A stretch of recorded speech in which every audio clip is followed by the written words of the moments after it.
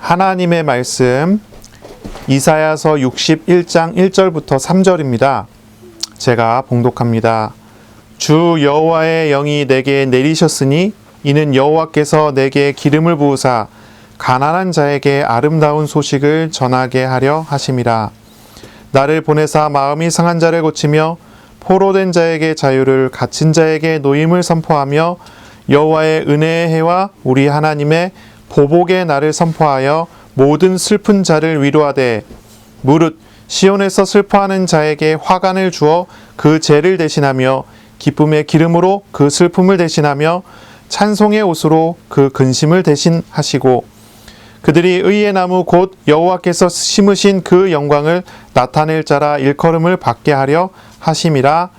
아멘. 이사야 61장 1절로 3절입니다. 하나님 나라의 자유라는 제목으로 우리가 함께 말씀을 나누겠습니다. 새로운 한 해 시작이 되었습니다. 올해는 하나님의 나라를 온전히 누리고 하나님의 자유를 누리는 은혜로운 해가 되기를 바랍니다. 우리의 삶은 많은 육신적인 문제 속에 있지요. 육신적인 문제 속에 우리가 있는 것, 그것도 참 어려운 일이지만 거기에 묶여서 벗어나지 못하고 끌려다니는 그런 문제들이 있어요. 올 한 해는 모든 묶임에서 자유하는 은혜가 있기를 바랍니다. 새해가 되니까 매년 그랬지만 새해 토정 비결을 보는 사람들이 있어요. 운세를 보고, 그죠? 이런 부분을 왜 할까요? 왜 이제 막 운세를 보고 토정 비결을 보고 왜 이렇게 점을 치고 왜 무당 찾아가고 점 보고 왜 그럴까요? 누구는 재미로 한다고 이야기하고, 누구는 뭐랄까요, 그냥 장난으로 한다도 얘기하고, 어떤 사람은 그걸 진지하게 나에게 있는 나쁜 일을 벗어나기 위해서 그렇게 한다고도 하고, 복받기 위해서 그렇게 한다고도 얘기해요. 하지만 제가 봤을 때는 거기에 묶여있기 때문이 아닌가 싶어요. 묶여있기 때문이 아닌가. 하나님이 함께하는 사람은 어떤 운명도, 어떤 사주팔자도 그 사람을 좌지우지하지 못합니다. 그러나 이런 걸 보는 사람들은 거기에 묶여있는 것이지요. 여기에 잘못되면 거기에 시달리고 그것 때문에 어려움 당할 수 있기 때문에 그런 걸 하는 것 같아요. 많은 미신들이 사람들 속에 있어요. 사람들을 장악합니다. 사람들의 심리를 장악하고 사람들의 삶과 운명을 장악하는 일들이 많지요. 운동선수들 보면은 꼭 루틴을 지켜야지만 된다고 하는 사람들이 있어요. 심리적으로 거기에 안정이 된다 이런 말을 하는 사람도 있는데, 어딘가에 이제 묶여 있는 거죠. 교회 안에서도 보면 어떤 사람 같은 경우는 어떤 루틴을 다 가지고 있어요. 꼭 어느 자리에 앉아서 기도해야지만 기도응답이 된다고 하는 사람도 있어요. 어떤 사람은 아침에 눈을 뜨고 일어났을 때 하나님께 기도하고 시작을 해야지 하루가 되고, 그렇지 않으면 하루가 망친다는 사람도 있어요. 어떤 행동이 그 사람을 묶어놓는 거죠.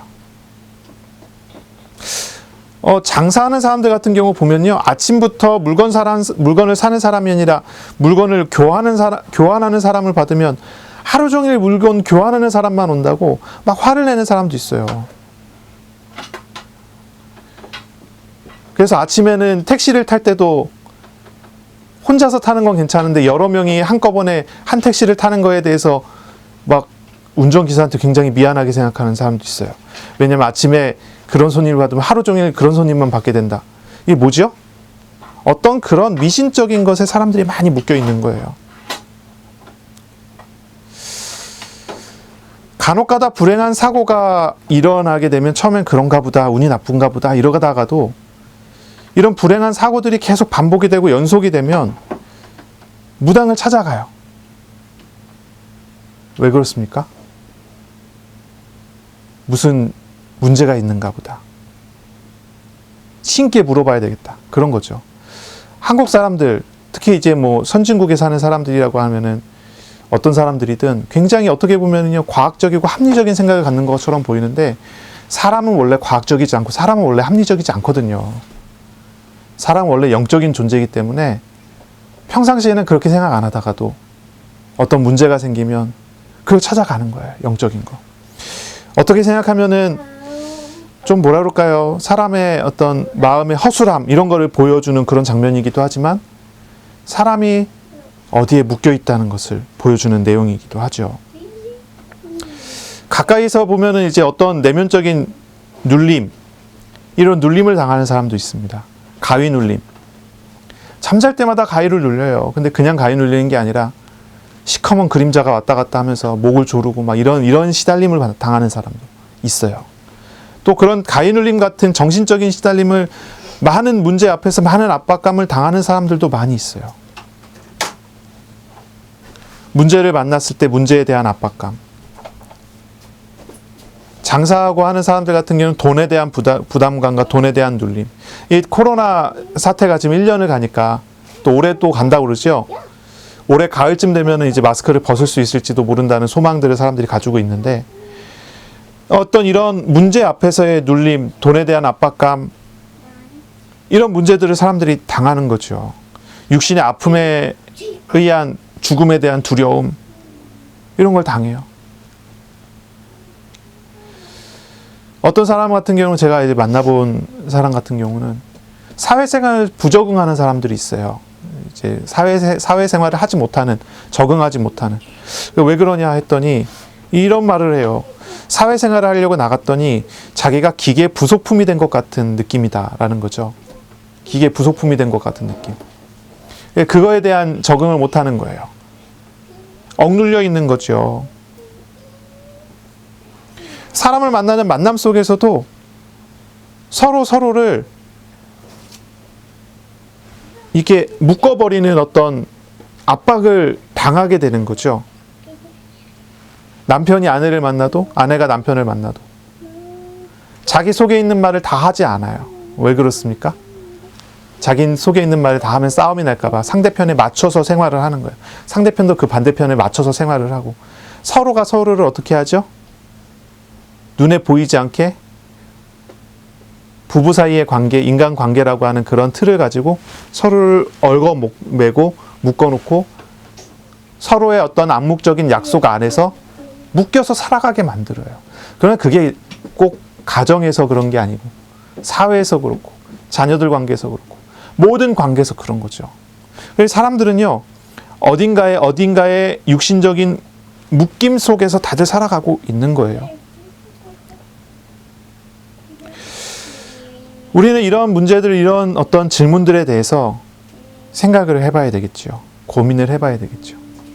평상시에는 잘 느끼지 못하다가도 거기에 어떤 시험이라는 것이 껴들어오기 시작을 하면 그 묶임이라는 것은 나에게 지옥을 주는 문제가 되기도 하거든요. 이런 것들 우리가 조금 생각을 해봐야 돼요. 올해 한 해는요, 우리의 어떤 묶임과 어떤 문제 속에서 자유하게 되고 그냥 단순히 내가 묶이지 않는다가 아니라 그 속에서 영원한 하나님의 나라를 누려가는 그런 은혜가, 그런 복이 있는 그런 시간이 되시기를 바라요. 육신된 모든 묶임, 모든 문제들에 대해서 성경은요, 이 문제의 시작이 어디 있는지 분명하게 지적을 하죠. 그리고 이 문제의 해결책은 어디 있는지도 이야기를 합니다. 성경은 문제의 시작이 에덴 동산에서의 선악과를 먹은 죄에서부터 시작된다고 가르치고 있어요. 선악과라는 거죠. 선악과. 마귀는 이 사탄은 하와에게 와서 이런 거짓말을 합니다. 하나님께서 동산 모든 나무의 열매를 먹지 말라고 했냐? 하와가 대답하기를 동산 모든 나무의 열매는 먹을 수 있지만 동산 중앙에 있는 선악을 알게 하는 나무의 열매는 먹지도 말고 만지지도 말라고 했다는 거죠. 너희가 죽을까 하노라 한다는 거예요. 그랬더니 뭐라고 얘기합니까? 그걸 먹어도 결코 죽지 않아. 이 거짓말을 하는 거죠. 사탄이. 거짓말을 해요. 이거 먹어도 결코 죽지 않아. 그걸 먹으면 너의 눈이 밝아서 선악을 알 수 있게 될 거야. 하나님같이 될 수 있을 거야. 그래서 그걸 먹지 말라고 하는 거야. 하고 이제 먹으라고 권유를 하는 거죠. 하와가 그 말을 듣고 그 선악과를 따먹었습니다. 남편에게도 줬습니다. 그리고 난 다음에 눈이 밝았어요. 어떤 눈이 밝았습니까? 육신의 눈이 밝아졌어요. 선악을 분별하게 됐습니까? 하나님의 선하다 하신 선, 하나님의 악하다고 하는 악, 그거를 분별하는 눈은 어두워져 버렸습니다. 육신의 눈만 밝아졌어요. 이게 문제의 시작이죠. 상대적인 것만 알 수 있게 됐어요. 절대적인 건 알 수가 없게 됐어요. 사람들은 서로가 모든 문제 속에서 묶이기 시작을 했어요. 자기들이 가장 먼저 선악과를 먹고 무엇을 보기 시작했습니까? 자신들의 벗은 모습을 보기 시작하고 부끄러워 숨고 옷을 만들어 입고 자기 자신을 가리기 시작을 했어요. 자유로웠던 아담과 하와가 이제 더 이상 자유롭지 못한 거예요. 뭔가를 감추어야 되고 뭔가를 숨겨야 되고 뭔가를 맞춰야 되는 거예요. 그때부터 눈치 작전이 시작이 되는 거죠. 서로가 서로를 눈치를 보고 서로가 억눌림이 시작이 되는 거예요. 선악과를 먹은 것이 문제입니다. 그 문제로 인하여 하나님과 완전히 단절됐어요. 그것이 문제예요. 하나님과 함께하도록 만들어진 영적인 존재인 사람이 하나님을 떠났기 때문에 문제가 발생을 한 거예요. 하나님이 사람에게 계셔야 되는데 하나님이 계셔야 되는 그 자리에 하나님이 없게 된 거예요. 그러니 사람들이 그 자리에 뭘 갖다 채우기 시작을 합니까? 우상을 갖다가 채우기 시작하는 거예요. 하나님의 말씀에 순종하여 하나님과 함께 살아가야 되는 사람이 하나님이 없으니까 우상을 따라가고 죄를 따라가게 되는 거죠. 이 문제를 어떻게 해결합니까? 이 문제의 해결은 오직 우리 성경에서 우리에게 가르쳐 주죠. 이 문제의 해결은 그리스도이십니다. 그리스도. 우리를 모든 묶임과 포로된 데서 해방하시는 하나님의 방법은 그리스도를 우리에게 보내시는 것입니다. 우리는 그리스도를 통해 하나님의 나라를 누리게 되므로 자유하게 될 수가 있어요. 무엇이 자유인가? 우리가 정말 이런 질문들을 해봐야 되겠습니다. 무엇이 자유일까요? 어떤 사람들 제가 만나보니까 이런 얘기를 해요. 하나님을 믿는 게 더 구속하는 것 같다는 거예요. 하나님 안 믿으면은 마음대로 살 수 있는데 하나님 믿으려고 하니까 하지 말아야 될 게 너무 많고 너무 구속되는 게 많다는 거죠. 술도 먹고 도박도 하고 자기 마음대로 살고 싶은데 하나님 믿으면 그런 거 못 하잖아요. 이게 무슨 자유예요? 이게 구속이지? 이렇게 얘기하는 거예요. 우리가 질문해 봐야 되겠죠. 우리 어린이들도 질문해 봐야 되겠죠. 무엇이 자유일까요? 무엇이 묶임일까요? 어떤 게 진짜 자유일까요? 질문해 봐야 되겠죠. 이 종교개혁자 마르틴 루터는요, 노예의지라는 말을 썼어요. 노예의지. 노예의지예요. 사람이 죄인이 된 다음에는 죄에 묶여서 끌려다니는 상태가 됐다는 거죠. 사람들이 자유라고 하는 그 말이 자유가 아니라 노예된 상태의 어쩔 수 없는 선택이라는 거예요. 술 중독, 도박 중독 이런 거는 그것에 노예된 상태잖아요. 이건 자유가 아니에요. 중독이잖아요. 노예된 거지 끌려다니는 거지 자유가 아니란 말이죠. 이런 중독된 사람들은 실제로 그렇죠. 영적인 실상을 알지 못하면, 보지 못하면 그의 근본적인 어떤 영적인 묶임, 정신적인 묶음을 끊어내지 못하면 그런 중독 상태에서 절대 해방을 받을 수가 없어요. 술 중독자가 거기서 빠져나올 수 있는 건 무엇입니까?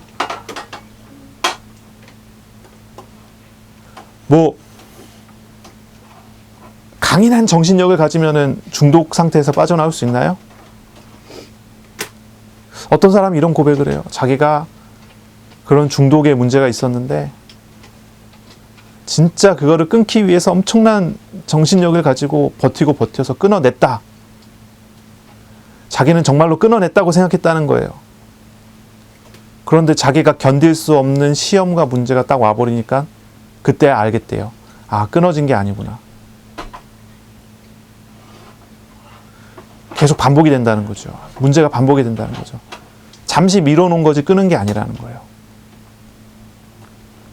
사람 안에 있는 어떤 문제가 있어요.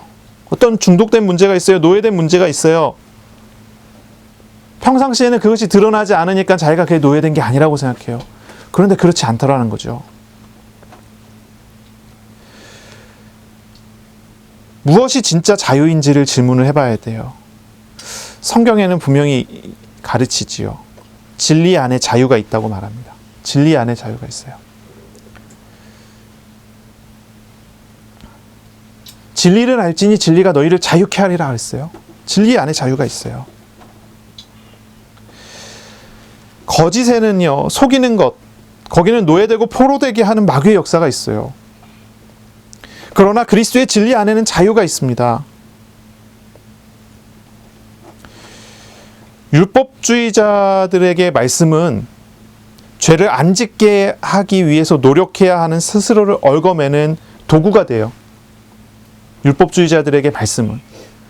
그런데 예수 그리스도를 만난 하나님의 자녀들에게 있어서의 말씀은 그 자체가 진리이죠. 그 진리는 우리를 얽어매는 것이 아니라 우리를 자유롭게 만들어주고 우리를 영원 속에 들어가게 하는 그런 축복이 되죠.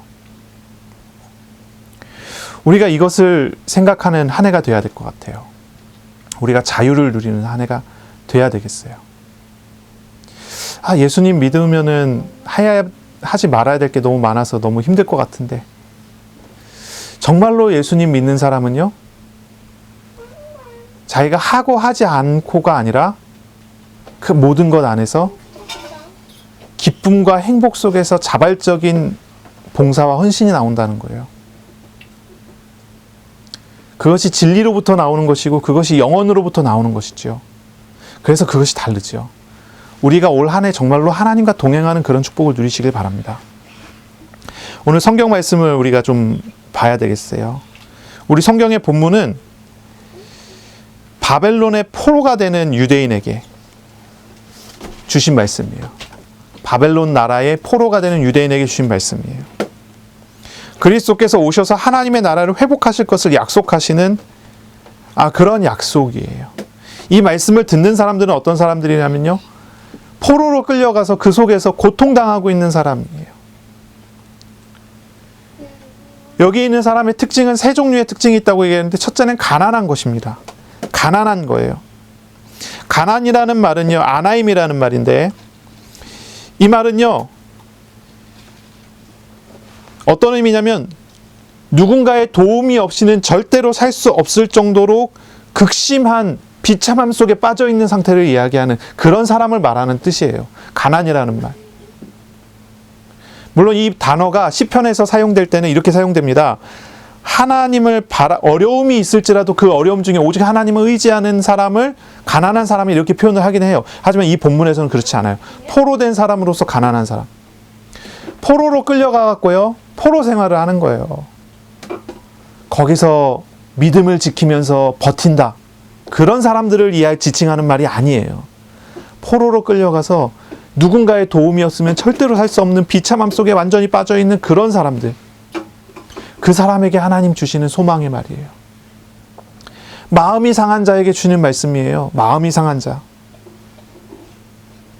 병들었어요. 육신의 병이 있고요, 마음의 병이 있고 영혼의 병이 있어요. 치유될 수가 없는 그런 상처를 가지고 있어요.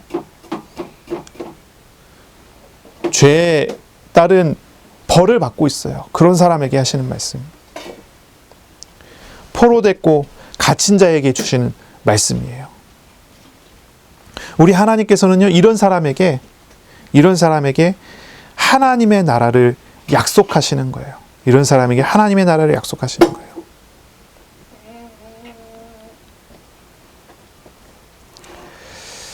이스라엘이 왜 포로가 됐을까요? 여기서부터 우리가 시작을 해야 되겠죠. 왜 이스라엘이 포로가 됐습니까? 그들이 하나님을 떠나서 죄를 짓고 그들이 하나님을 떠나서 우상을 섬겼기 때문입니다. 하나님께서는 이스라엘에게 반복적인 경고를 하셨어요. 반복적인 분명한 메시지를 주셨어요. 그들이 알아들을 수 있는 말씀을 주셨어요. 하지만 그들은 분명히 하나님을 거절하고 우상을 섬기기로 했어요. 하나님을 대적하고 우상을 섬기기로 했어요. 그 결과가 이런 포로였죠. 포로예요. 이스라엘은 자기 죄로 인하여 고통을 당하게 된 것입니다. 이스라엘은 자기 죄로 인하여 고통을 당하게 된 것입니다. 하지만 하나님께서는 이스라엘을 그냥 버려두지 않고요, 우리 사랑의 하나님께서는 이스라엘을 회복시키기 위해 그리스도를 보내주실 것에 대해서 약속으로, 말씀으로 주시는 거예요. 그것이 오늘 본문이죠. 하나님께서는 기름 붓는 종을 보내시겠다고 말씀하셨어요. 기름 부음 받는 그리스도죠. 메시아죠. 보내시겠다고 말씀하세요. 그래서 세 가지의 일을 하시겠다고 말씀을 하시는 것입니다. 포로됐고 노예됐고 얽매였고 묶였고 자유가 없이 끌려다닐 수밖에 없는 그런 사람들에게 하나님은 약속의 말씀을 주십니다. 그리스도께서 오셔서 일을 하실 거라고 말씀하세요. 그리스도께서 오셔서 하실 일이 있습니다. 세 가지의 일이 있습니다. 첫 번째는 아름다운 소식을 전하는 것입니다. 가난한 자에게 아름다운 소식을 전하는 것입니다. 바로 선지자의 사역을 하시겠다 말씀하십니다. 기름 부음 받는 자가 와서 선지자의 사역을. 또 한 가지는 무엇입니까? 마음이 상한 자를 고치는 일입니다. 제사장으로서, 치유자로서 오셔서 치유자의 사역을 하게 하시겠다라고 하시는 말씀입니다. 세 번째는요, 포로된 자, 갇힌 자에게 자유와 노임을 선포하고 은혜의 해와 보복의 날을 선포하여 일을 하겠다고 하시는 겁니다. 왕의 일을 하시겠다고 하는 겁니다. 백성을 자유하게 하고 백성을 지키고 은혜를 베풀고 원수에게 보복을 하는 모든 일들을 주님께서 하시겠다라고 약속을 하시는 겁니다. 이것이 궁극적인 해방이고 자유이지요. 이게 궁극적인 자유고 해방입니다. 어려움 당하는 사람을 구원하시는 하나님의 사랑의 방식이지요.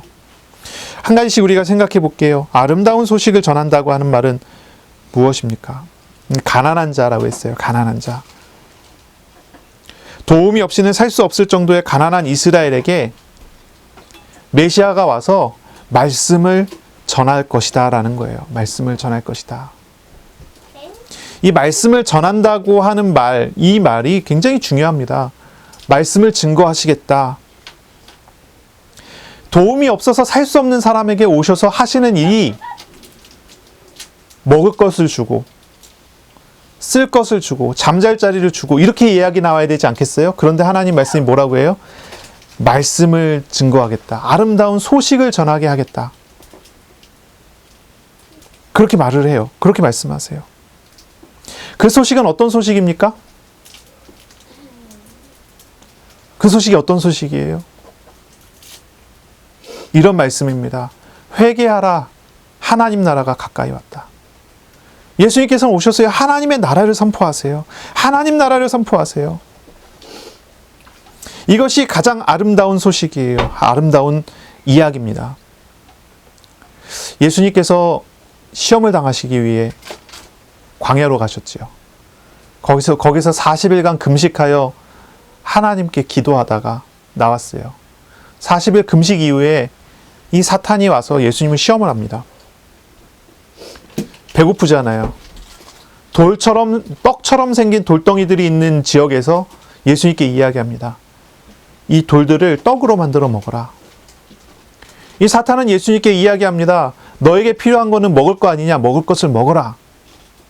하지만 우리 예수님께서는 말씀하시기를 사람이 떡으로만 살 것이 아니요 하나님의 입에서 나오는 말씀으로 살아야 된다고 이야기를 합니다. 떡으로 사는 것이 아니에요. 말씀으로 살아야 합니다. 예수님께서 오신 것은 가난한 자에게 떡을 주기 위해서가 아니에요. 가난한 자에게 말씀을 주기 위해서예요. 떡 먹고 배부른 사람은 다시 배가 고프게 되지만 예수님께서 주시는 떡을 먹는 사람, 하나님께서 주시는 말씀을 먹는 사람은 영원히 배고프지 않는 충만한 은혜를 누릴 수 있어요. 그것을 목적으로 하여 예수님께서 오신 것입니다. 그것은 하나님의 말씀입니다. 하나님께서 먹이실 말씀입니다. 약속입니다. 하나님의 약속입니다. 하나님께서 성취하시고 이루실 하나님의 은혜입니다. 하나님의 말씀 우리에게 나타나십니다.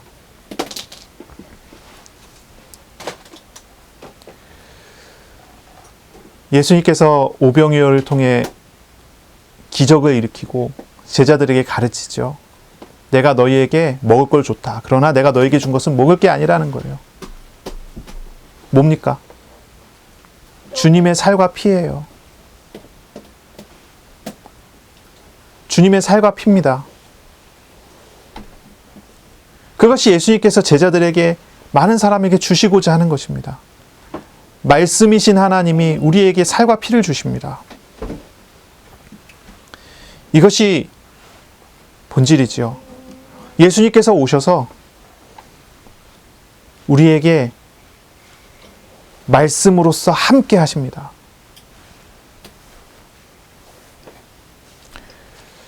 이스라엘은 하나님의 나라를 바라볼 수 없는 죄인된 사람들입니다. 죄인된 이스라엘입니다. 그래서 포로로 끌려간 것입니다. 하나님께서 여러 번의 기회와 여러 번의 경고를 주셨지만 아무도 듣지 않고 결국은 스스로 선택한 우상의 길을 따라가서 그 결과를 맞이한 것입니다. 그러나 우리 주님께서는 하나님께 나올 수 있는 하나님의 나라를 선포하시지요. 회개하라고 말씀하시죠. 그들의 모든 죄를 하나님께서 짊어지실 것이라 하시며 회개하고 오면 구원하실 것에 대해서 말씀을 하시에요. 이게 놀라운 사건이지요. 두 번째입니다. 그리스도께서 오셔서 제사장으로서의 사역을 하십니다. 마음이 상한 자, 죄로 인한 영혼과 마음의 질병을 가진 사람들의 치유자가 되십니다. 예수님께서는 치유하시기 위해 상처를 입으셨습니다. 예수님은 상처 입은 치유자가 되셨습니다. 육신의 병조차 고치시지만 그것이 목적이 아닙니다. 우리의 영혼의 질병, 죄의 문제, 우리의 죄성에 물들어 있는 마음의 문제를 고치시는 의사로 우리에게 찾아오셨습니다. 우리의 아픔을 친히 담당하시고 우리를 짊어지시고 십자가에서 우리를 대신하여 고통당하심으로 우리의 죄와 우리의 죽음을 대신하신 것입니다. 우리는 올 한 해 동안 우리의 모든 영혼과 마음의 상처, 육신의 연약함을 그리스도의 십자가에 함께 못 박아버리고요. 주님의 마음을 배우고 주님의 생각을 배우는 한 해가 되시기를 바랍니다. 우리의 치유자 되시는 그리스도와 동행함으로 말미암아 우리의 모든 아픔과 고통에서 자유를 누리는 2021년 되시기를 바랍니다. 아멘. 세 번째입니다. 그리스도께서는 왕으로 오셨습니다. 은혜의 해를 선포하시는 하나님 나라의 왕으로 오셨고 보복의 날을 선포하시는 하나님의 나라의 왕으로 오셨습니다. 왕으로서의 사역을 여기서는 크게 세 가지로 생각하는 것 같아요. 포로에서 자유하게 하시는 사역, 또 한 가지는 은혜의 해를 선포하고요. 또 한 가지는요, 보복의 날을 선포하는 것입니다. 포로된 자에게 자유를 선포하고 갇힌 자에게 노임을 전파할 것이라고 합니다. 여기 참 놀랍지 않습니까? 여기도 말씀이자 선포잖아요. 그렇죠? 포로된 자에게 와서 선포해요. 갇힌 자에게 와서 전파해요. 그것이 해방입니다. 말씀이신 하나님과 함께함입니다. 이스라엘이 광야에 갇혔습니까? 아니면 이스라엘이 광야에서 자유를 누렸습니까? 육신적으로 보면요, 이스라엘이 광야에 갇힌 것 같아요. 그런데 하나님과 함께하는 사람의 입장에서 봤을 때 이스라엘은요, 광야에서 자유를 누렸어요. 우상을 따라가던 사람은 광야에 갇혔다고 외쳤습니다. 그런데 하나님과 동행하는 사람은 광야에서 자유를 누렸습니다. 완전히 다르죠. 그 모양이 완전히 다른 거예요. 이집트의 노예였습니까? 이집트에서 자유를 누렸습니까? 우상 섬기던 사람들은 이집트에서 노예 생활이 자유였다고 얘기를 해요. 그런데 실상 그것은 노예였지 않습니까? 우리 예수님께서 오셔서요, 포로된 자에게 자유를 선포합니다. 갇힌 자에게 노임을 전파합니다. 은혜의 해가, 해방과 구원의 은혜가 선포됩니다. 어디에서의 자유입니까? 어디에서의 해방입니까? 죄와 죄성의 얽매임에서의 자유이고 죄와 죄성의 얽매임에서의 해방입니다. 우리를 얽매는 많은 것들이 현장에 있습니다. 하지만 그리스도를 의지할 때 그 모든 묶임에서 자유하게 됩니다. 고린도 후서 3장 17절에 주는 영이시니 주의 영이 계신 곳에는 자유가 있느니라 라고 말씀했습니다. 주님께서 우리에게 자유를 주시는 하나님이시기 때문에 우리는 주님을, 그리스도를 믿음으로 자유를 얻게 되지요. 모든 문제, 모든 얽매임에서 참된 자유가 그 안에 있는 것입니다. 죄에 대한 자유를 우리가 생각해 봐야 될 것 같아요. 우리는 이제 칭의라는 단어를 쓰죠. 칭의, 의롭다, 칭하다. 그런 말이죠. 그리스도의 오심으로 인하여 그리스도를 영접하는 자에게 죄의 사면이 이루어집니다. 죄의 사면이 이루어져요. 모든 죄의 묶임에서 자유하게 되는 거죠. 이것이 그리스도를 영접한 자에게 주신 하나님의 은혜예요. 이게 칭의라고 하는 그런 구원의 순서 중에 하나죠. 바울은 그리스도께서 죄와 사망에 종된 사람을 구원한다고 합니다. 이런 단어를 써요. 죄의 종이었더니 이제 의로서 왕노릇하게 된다. 이 변화를 이야기하는 거죠. 우리가 죄에 묶인 자였다는 거예요. 죄에 포로된 자였다는 거예요. 그러나 그리스도를 만난 사람은 거기에서 자유를 얻게 되고 종되었던 데서 나와 이제 의로서 왕노릇하는 사람으로 변화된다는 거죠. 로마서 8장 2절에 보니까 이는 그리스도 예수 안에 있는 생명의 성령의 법이 죄와 사망의 법에서 너를 해방하였음이니라. 법적인 자유가 선포가 돼요. 예수 그리스도를 영접한 자에게 있어서요. 이제는 그 사람은 법적으로 죄에서 해방받은 사람이 된 거예요. 죄에서 해방받은 사람이 된 거예요. 법적으로 어떤 사람도 이 사람에게 이제 죄를 물을 수가 없게 되는 것입니다. 이제 더 이상 이 사람은 지옥이 그 사람 것이 아니게 됩니다.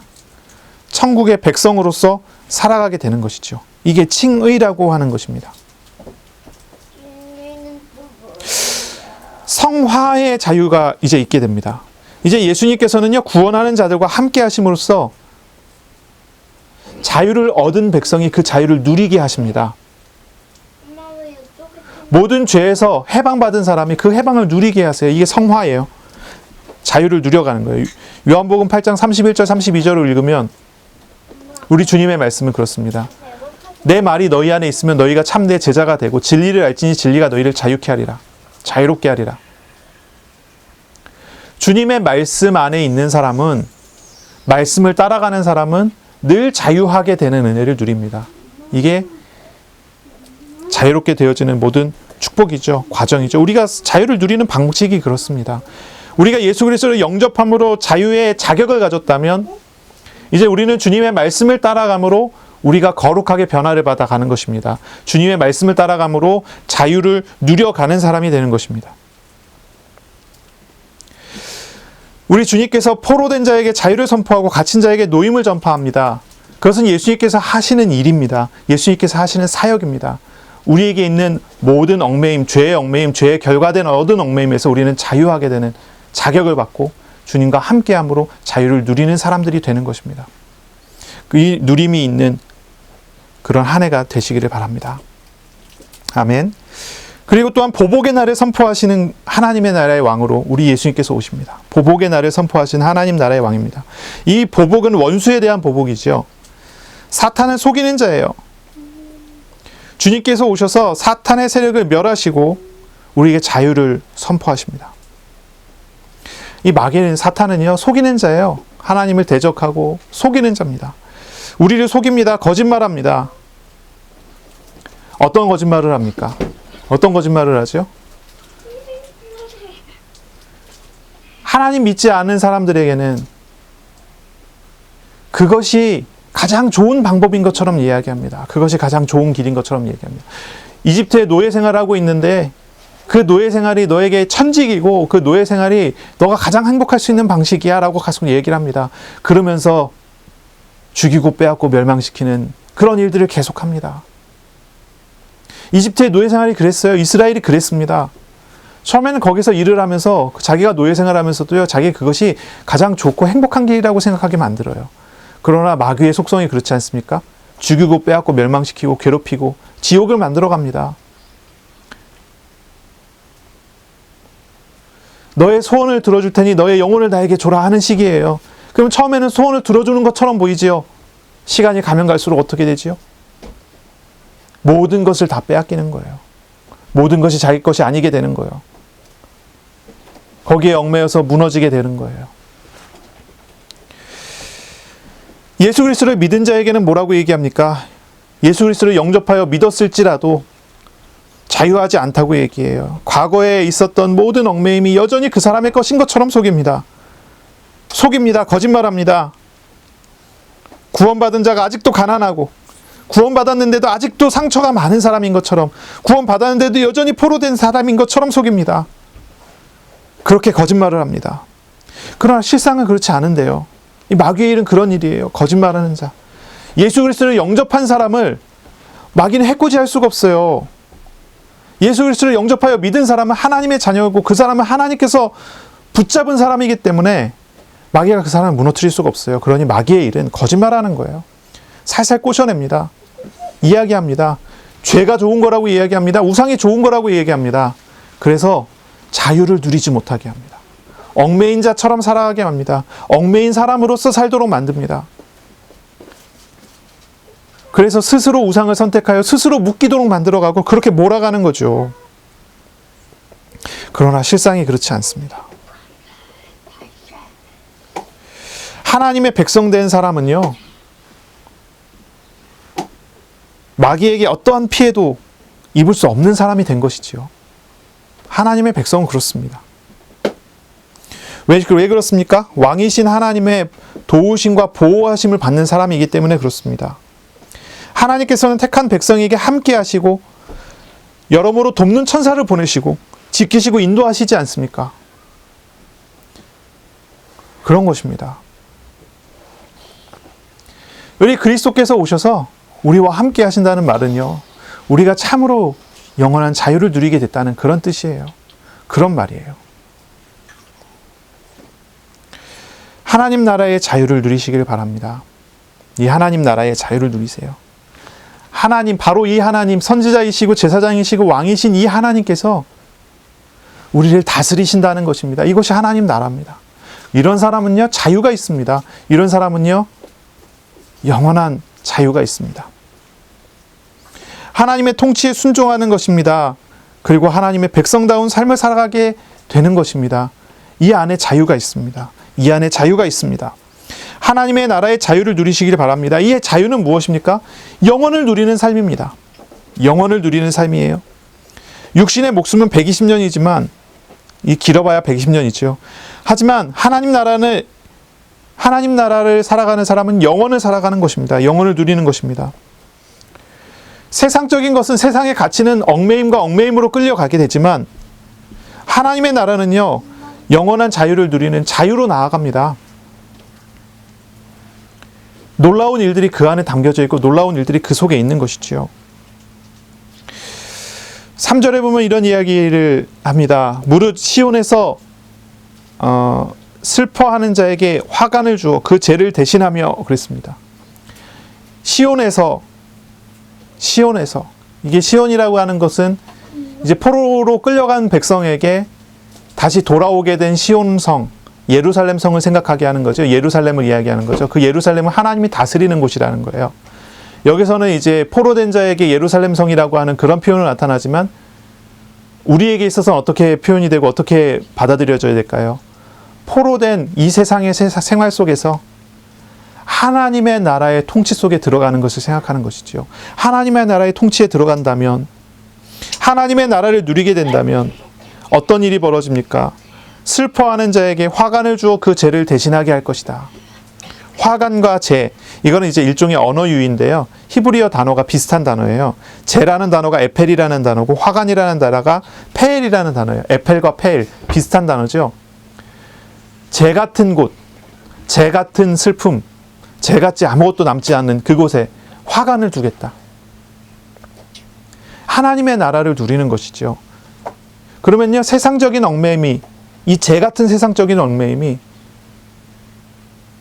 화관을 쓰게 되는 영광된 삶으로 변화가 되죠. 나타나죠. 또한 두 번째, 찬송의 옷으로 그 근심을 대신하시고 그랬습니다. 찬송의 옷으로 그 근심을 대신하시고. 그 앞에 또 있죠. 기쁨의 그릇으로 슬픔을 대신하고 기쁨의 기름으로 슬픔을 대신하며. 슬픔은 뭘 의미하냐면 얼굴을 일그러뜨리는 슬픔을 의미합니다. 기쁨의 기름이라는 건 무엇입니까? 기쁨의 기름. 얼굴을 빛나게 하기 위해 얼굴에 바르는 기름을 이야기하죠. 그것을 기쁨이라고 표현해요. 얼굴을 일그러뜨리는 슬픔에서 얼굴을 빛나게 하는 기쁨의 기름으로. 하나님의 나라는 그렇습니다. 하나님 나라는 이런 축복입니다. 또한 찬송의 옷으로 그 슬픔을, 그 근심을 대신하고 했어요. 찬송의 옷으로 고통과 근심이 이제 찬양으로 바뀌는 것입니다. 포로된, 육신된 어떤 아픔과 고통과 슬픔의 어떤 것들이 이제 찬송으로 변화되게 한다는 거죠. 그래서 결국은 그들의 의의 나무 곧 여호와께서 심으신 그 영광을 나타낼 자라 일컬음을 받게 하려 하심이라 했어요.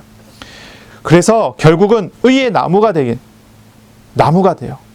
이 나무는 이사야 전체를 보면은 이 흘러가거든요. 어디서부터 흘러가죠? 이 나무라는 것은요, 처음부터 이사야 6장 13절에 밤나무 상수리 나무가, 이 밤나무 상수리 나무는 뭘 이야기하죠? 이스라엘 나라를 이야기하죠. 배임을 당했어요. 무너졌어요. 망했어요. 포로가 됐어요. 배임을 당하여도 이제 뭐가 남아있습니까? 그 그루터기는 남아있어요. 그러나 거기에 하나님의 거룩한 씨가 있어요. 남은 자들이 있어요. 거기서 다시 시작을 해요. 씨가 있습니다. 거룩한 씨. 사람은 소망이 없고 사람은 희망이 없어요. 다 배임을 당해서 죽어버렸습니다. 그러나 거기에 하나님께서 씨를 심으세요. 그리스도를 보내세요. 거기서부터 어떤 게 일어납니까? 싹이 납니다. 싹이 나요. 가지가 세워져요. 어떻게 납니까? 처녀가 잉태하여 아들을 낳을 것이니 그 이름을 임마누엘이라 하리라. 사람이 망했습니다. 포로가 됐습니다. 사람이 완전히 망했어요. 거기서 희망이 없고 소망이 없어요. 포로로 끌려간 사람들이 포로로 끌려가 있는 그 메소포타미아 그 지역에서 하나님을 찾습니다. 하나님을 찾아요. 그런데 하나님을 찾는 그 외침이 어떻습니까? 불평과 불만과 가득 쌓여있는 화를 푸는 것입니다. 희망이 없어요. 소망이 없어요. 이스라엘이 하나님의 주신 은혜를 거절했을 때 하나님께서 주시는 말씀이에요. 하나님께서 이스라엘을 통해서 남유다 왕국을 살리시기 위해서 하나님께서 유다 왕에게 하시는 말씀을 왕이 거절했을 때 주신 말씀이에요. 처녀가 잉태하여 아들을 낳을 것이다. 그 방법 외에는 이스라엘이 구원 얻을 길이 없어요. 그 방식 외에는 하나님을 떠나 있는 죄인들이 하나님 나라에 들어갈 기회가 없어요. 그런 길이 없어요. 포로로 끌려가서 포로가 되어 있는 사람들이 자유할 수 있는 방식, 자유할 수 있는 어떤 기회가 전혀 있지 않은 것이죠. 그러니 하나님의 방법은 그래요. 그리스도의 씨를,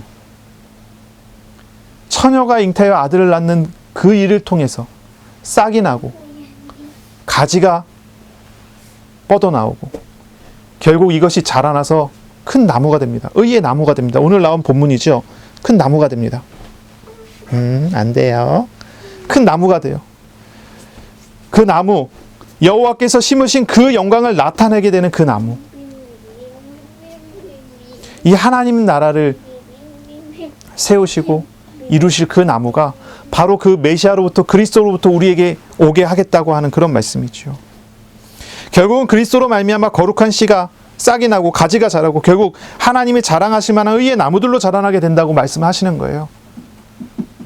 우리가 그리스도에 의해서 그리스도를 누리게 될 때 왕이신 그리스도, 선지자이신 그리스도, 제사장이신 그리스도를 섬기게 될 때, 하나님 나라의 그의 통치를 받을 때 바로 우리 그리스도께서는요, 우리에게 선지자의 일을 행하시고 제사장의 일을 행하시고 왕의 일을 행하시고 나로 영원한 하나님의 나라에 영원한 자유를 누리고 맛보도록 복을 주시겠다고 하는 그런 말씀이에요.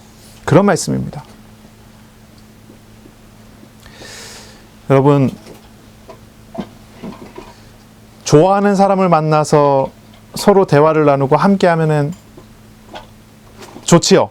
그치요? 좋은 친구를 만나서 대화를 나누고 함께 하면 참 좋을 것입니다. 즐거울 것입니다.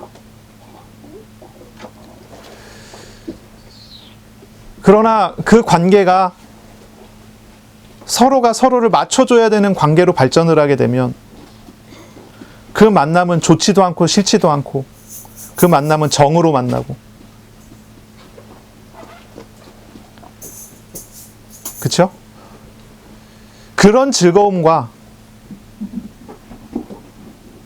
하나님께서 주신, 계산할 필요도 없고 맞출 필요도 없고 하나님께서 주신 은혜 안에서 만나게 되어지는 그런 만남과 어떻게 비교할 수 있겠어요? 비교할 수 없어요. 남자와 여자가 만나서 결혼을 해서 살아요. 한 3년간은 사랑으로 삽니다. 3년이 지나면 정으로 산다고 합니다. 사랑으로 사는 게 아니죠. 그게 참 세상적인 감정이고 세상적인 어떤 그런 기쁨이고 사랑이고 즐거움이죠. 그런데요, 하나님의 사랑을 가지고 만나서 하나님의 사랑을 가지고 사는 사람은요, 그런 유통기간이 없어요.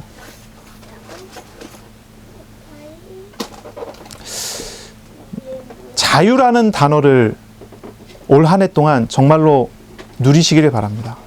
자유라는 단어를 따라가시기를 바라요. 자유한 은혜를 누리시길 바라요. 우리가 2020년에는 말씀을 기억하실 거예요. 하나님 나라 제자의 삶이었죠. 하나님 나라의 제자가 어떻게 살아가야 되는가? 지난 한 해 동안 우리가 살아오면서 버리고 얻어가는 모든 과정 속에 하나님 나라의 제자의 삶에 대해 배워갔을 거예요. 올해 한 해는요, 하나님 나라의 자유예요. 자유. 모든 얽매임, 모든 눌림, 모든 고통에서 자유하게 되는 은혜. 그 은혜를 누리세요. 말씀하시는 하나님과 함께 할 때 우리는 참 자유를 누릴 수 있습니다. 말씀하시는 하나님 안에 있을 때 우리가 정말로 나음을 입습니다. 치유를 받습니다. 말씀하시는 하나님과 함께 할 때 우리는 왕이신 하나님의 통치를 따라 세상 가운데 영원한 하나님의 나라의 증인으로서 살아가게 됩니다. 올 한 해 모든 얽매임에서 자유를 누리고 영원한 하나님 나라를 경험하고 살아가는 그런 복이 있으시기를 예수님의 이름으로 축원합니다. 아멘. 기도합니다. 하나님 감사합니다. 하나님의 나라의 자유라는 제목으로 우리에게 말씀을 주셨습니다.